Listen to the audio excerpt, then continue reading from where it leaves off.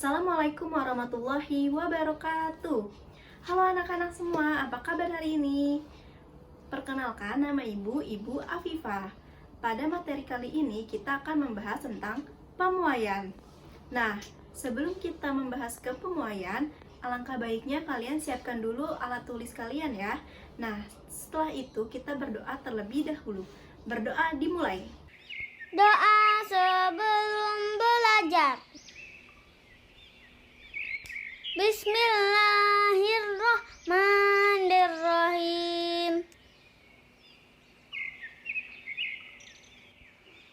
Raditu billahi rabba wa bil islami dina wa bi muhammadin nabiyya wa rasulah. Rabbi zidni ilman warzuqni fahman. Sebelum kita memasuki ke materi, apa sih tujuan pembelajaran kita hari ini? Tujuan pembelajaran kita yaitu memahami konsep pemuaian dan penerapannya dalam kehidupan sehari-hari. Nah, sebelum kita memasuki ke pembelajaran, kalian simak video berikut ini ya. Silahkan disimak.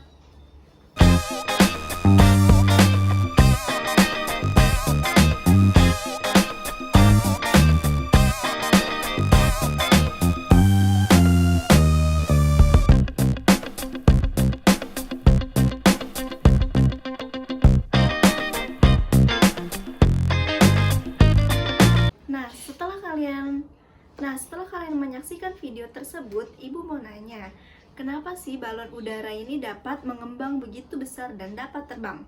Ada yang tahu jawabannya? Ya, betul, karena adanya api. Api yang ada di dalam balon udara ini akan memanaskan udara, sehingga udara itu bisa mengembang. Dan api juga membuat perubahan massa jenis udara, yang dimana massa jenis udara di dalam balon itu lebih ringan dibandingkan massa jenis udara di luar balon, sehingga balon itu bisa terbang begitu tinggi dan dapat mengembang begitu besar. Kemudian, kenapa ya udara itu dapat mengembang? Karena udara itu memuai, seperti pada materi kita hari ini, yaitu mengenai pemuaian. Apa sih itu pemuaian? Pemuaian merupakan perubahan suatu ukuran benda akibat kenaikan suhu atau ketika dipanaskan. Pemuaian pada pemuaian ini terdiri atas 3 jenis, yaitu ada pemuaian zat padat, pemuaian zat cair, dan pemuaian zat gas. Yang pertama akan kita bahas yaitu mengenai pemuaian zat padat. Pada pemuaian zat padat ini terdiri atas 3 macam, yaitu ada pemuaian panjang, pemuaian luas, dan pemuaian volume. Nah, kita akan membahas yang pertama, yaitu mengenai pemuaian panjang. Pemuaian panjang merupakan perubahan panjang benda karena mengalami kenaikan suhu. Nah, pemuaian panjang ini dapat terjadi hanya benda yang memiliki luas penampang sangat kecil, seperti contohnya itu pada jarum rajut ini.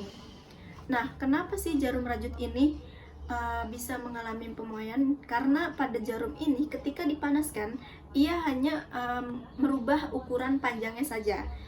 Nah, bisa gak sih Bu kita mencari perubahan panjangnya dari jarum tersebut? Jawabannya bisa. Cara mencari perubahan panjang pada jarum tersebut yaitu menggunakan delta L, di mana delta itu artinya perubahan dan L itu kita mengambil dari kosakata bahasa Inggris yang berarti long. Long itu artinya panjang, sehingga delta L merupakan perubahan panjang yang memiliki rumus LT dikurang dengan L0, di mana LT itu panjang akhir dan L0 itu panjang awal. Nah, kemudian kita mencari rumus LT-nya nih. Rumus LT sama dengan L0 ditambah L0 dikali alfa dikali dengan delta T. Dan lagi LT sama dengan L0 dikali 1 ditambah alfa dikali dengan delta T. Dimana tadi delta L itu kita sudah ketahui yaitu perubahan panjang dengan satuan meter. Kemudian ada LT itu panjang akhir dengan satuan meter. L0 itu panjang awal dengan satuan meter. Kemudian ada alfa itu koefisien muai panjang dengan satuan per derajat Celcius. Kemudian ada delta T dengan perubahan suhu, di mana T itu suhu dengan satuan Celcius. Nah, perlu diingat ya teman-teman, alfa atau koefisien muai panjang pada zat padat ini sudah mempunyai ketetapan ya, sebagaimana yang akan ditampilkan pada tabel berikut ini. Nah, Bu, bisa gak sih kita mencari koefisiennya saja, atau kita ingin membuktikan bahwa koefisien itu dapat sesuai dengan teori? Bagaimana Bu cara mencarinya? Nah, jawabannya bisa ya. Ketika kalau kita mencari koefisien muai panjang itu dapat dicari menggunakan rumus berikut ini. Pemuaian zat padat yang kedua yaitu kita mengalami pemuaian luas. Pemuaian luas itu perubahan luas benda yang mengalami kenaikan suhu. Contohnya itu pada pelat tembaga berikut ini. Ketika dipanaskan akan mengalami perubahan luasnya. Sebagaimana dalam persamaannya kita tuliskan sebagai berikut ini. Nah, kemudian yang ketiga pada pemuaian zat padat ini kita mengalami pemuaian volume, yang dimana perubahan volume benda yang mengalami kenaikan suhu atau ketika dipanaskan hanya mengalami perubahan volume saja. Contohnya itu pada kubus tembaga berikut ini, dan persamaannya sebagai berikut. Nah, setelah kita mempelajari pemuaian zat padat, dari pemuaian zat padat ada pemuaian panjang, pemuaian luas, dan pemuaian volume, kita akan menerapkan nih peristiwa-peristiwa apa saja yang ada dalam pemuaian zat padat. Yang pertama itu ada alarm kebakaran.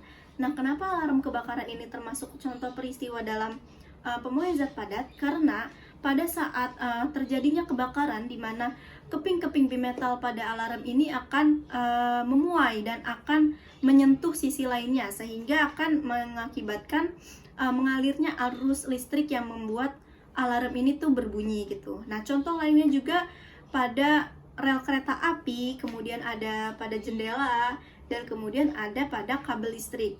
Nah, pada benda tersebut itu dibuat renggang. Kenapa dibuat renggang? Karena pada malam hari ketika suhu itu udara turun, benda tersebut itu akan menyusut. Nah, jika tidak dipasang renggang, pada rel kereta api itu akan menyebabkan kerusakan, dan pada kaca jendela juga akan mengalami pecah. Dan terakhir itu jika tidak dipasang renggang, kabel listrik itu akan mengalami putus. Wah, sangat bahaya sekali ya teman-teman jika benda tersebut tidak dipasang renggang. Pada jenis kedua kita akan membahas tentang pemuaian pada zat cair. Nah, pemuaian pada zat cair ini hanya mengalami pemuaian volume saja. Nah, contohnya itu pada saat kita masak air.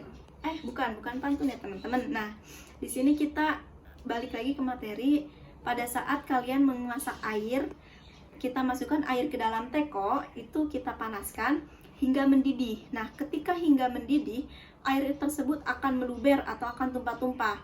Nah, air yang meluber ini itu akan mengalami yang namanya itu kenaikan volume atau yang mengalami pemuaian. Nah, perlu diingat juga ya, tidak semua zat cair itu mengalami pemuaian pada zat cair ya teman-teman. Sekarang kita memasuki jenis yang ketiga, yaitu pemuaian zat gas. Pemuaian zat gas ini sama seperti pemuaian zat cair, yang dimana hanya mengalami perubahan volumenya saja. Pada pemuaian zat gas ini banyak sekali contoh dalam kehidupan sehari-hari nih teman-teman. Seperti contoh yang di awal video awal tadi, yaitu tentang balon udara. Kemudian contoh lainnya itu ada pada ban sepeda. Pasti kalian pernah lihat dong ban sepeda. Jangan pernah kalian memompa sepeda hingga full. Kenapa kalau kalian mengisi sepeda hingga full? Ketika ban itu kempes, karena gas itu yang ada di dalam ban itu akan memuai, sehingga ketika suhu naik maka ban itu akan meledak, dan itu sangat berbahaya teman-teman. Jadi ketika kalian memompa sepeda, jangan pernah mengisi hingga full, nanti akan menyebabkan meledak gitu. Nah, berbeda dengan pemuaian zat padat dan zat cair, pemuaian zat gas ini banyak hal nih yang mempengaruhinya, banyak faktor yang mempengaruhinya. Apa aja sih Bu faktor yang mempengaruhi pemuaian pada zat gas? Yang pertama itu ada tekanan, yang kedua itu ada volume, dan yang ketiga itu ada suhu. Nah, ketiga ini merupakan faktor yang mempengaruhi pemuaian pada zat gas.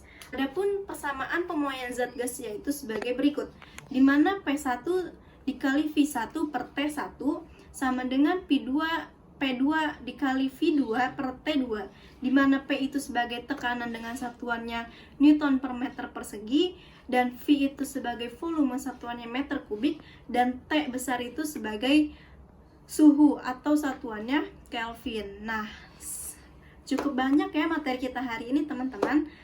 Nah, setelah kita membahas tentang pemuaian pada zat padat, zat cair, kemudian zat gas, Ibu akan memberikan satu contoh soal untuk kalian semua. Kita akan bahas bareng-bareng ya. Silakan kita bahas contoh soal berikut ini. Sekelompok siswa sedang praktikum menggunakan motion brook, di mana diamati sebuah logam pada mulanya memiliki panjang 20 cm. Kemudian menerima kalor dan suhunya naik sebesar 40 derajat Celcius. Jika koefisien muai panjang logam tersebut adalah 0,001 per derajat Celcius, maka berapa panjang logam tersebut setelah suhunya naik? Penjelasannya akan kita jawab bersama, yaitu selanjutnya kita ke pembahasan. Kita mencari LT atau panjang akhir. Rumus LT sama dengan L0 dikali 1 ditambah alfa dikali dengan delta T. Tadi sudah diketahui bahwa L0 atau panjang awalnya itu 0,2.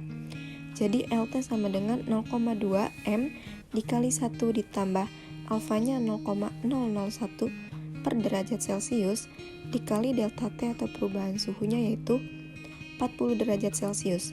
Maka dihasilkan LT atau panjang akhir sama dengan 0,208 meter. Alhamdulillahirrabbilalamin, materi kita pada hari ini mengenai pemuaian telah selesai. Jika ada yang belum dipahami atau ada yang belum dimengerti, silakan tanya langsung ke Ibu atau bisa chat langsung ke Ibu. Nanti Ibu akan jawab. Nah, jangan lupa ya belajar pada materi selanjutnya. Nanti akan kembali lagi dengan Ibu. Terima kasih semua. Wassalamualaikum warahmatullahi wabarakatuh. Bye-bye.